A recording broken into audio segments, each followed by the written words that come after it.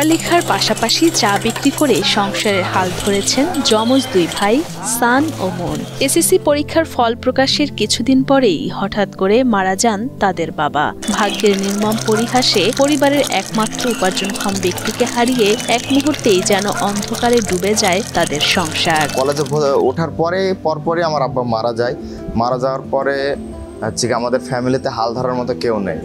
এই একটা চায়ের দোকানে আমার বাবা ছিল। তো আমরা দুই ভাই তখন পড়াশোনার পাশাপাশি তখন আমরা ছোটবেলাতেই চায়ের দোকানের হাল ধরি। মেহেরপুর শহরের চক্রপাড়ার বাসিন্দা যমজ দুই ভাই সান ও মন। বাবার মৃত্যুর পর কিশোর বয়সেই পরিবারের দায়িত্ব কাঁধে তুলে নিতে হয় তাদের। স্কুলের ব্যাগের সঙ্গে চায়ের কেটলি, এভাবেই চলছে তাদের জীবন যুদ্ধ।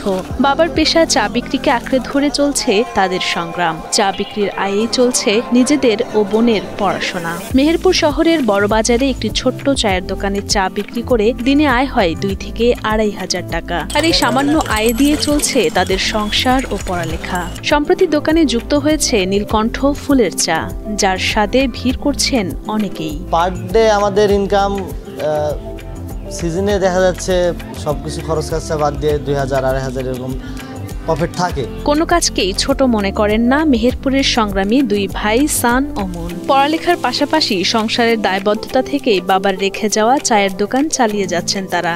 দৈনিক আয় দিয়ে যেমন চালাচ্ছেন নিজেদের ও বোনের পড়াশোনা, তেমনি সামলাচ্ছেন সংসারের খরচও। পরিশ্রম ও অধ্যবসায়ের এই দৃষ্টান্তমূলক পথ চলায় তাদের প্রশংসাও করছেন তাদের শিক্ষকরা। আমরা শিক্ষকরা সবচেয়ে খুশি হই কিংবা গর্ববোধ করি তখনই যখন আমাদের কোনো ছাত্র সফল হতে দেখি। তার বাবা মারা গিয়েছে আজ থেকে 6-7 বছর আগে। তারা দুই ভাই এবং এক বোন এবং তার মা আছে পরিবারে।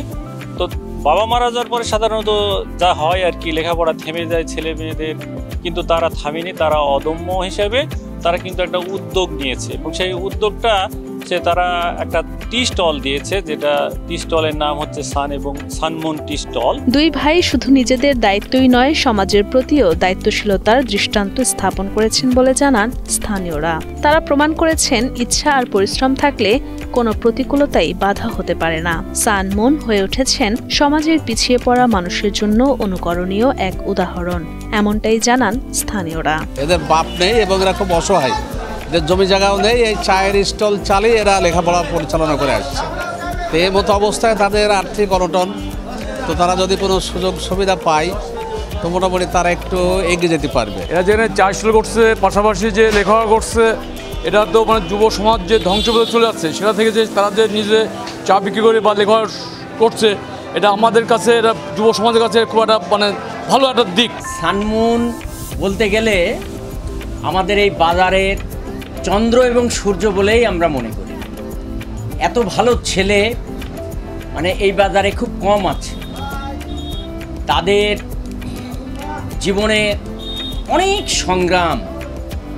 সংগ্রাম করে তারা এই পর্যায়ে এসে পৌঁছেছে।